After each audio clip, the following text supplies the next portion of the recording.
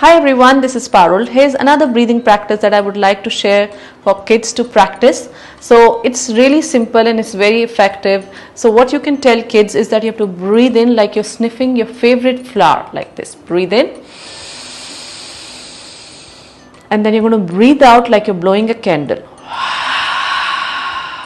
Breathe in through your nose like you're sniffing a flower, and breathe out through your mouth like you're blowing a candle. One more. Breathe in. Think of your favorite flower and breathe out like you're blowing a candle. And gently open your eyes.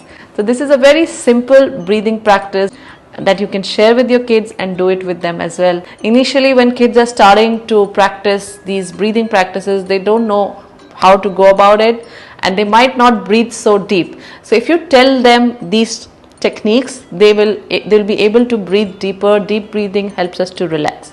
Thank you so much. Namaste. I will see you again.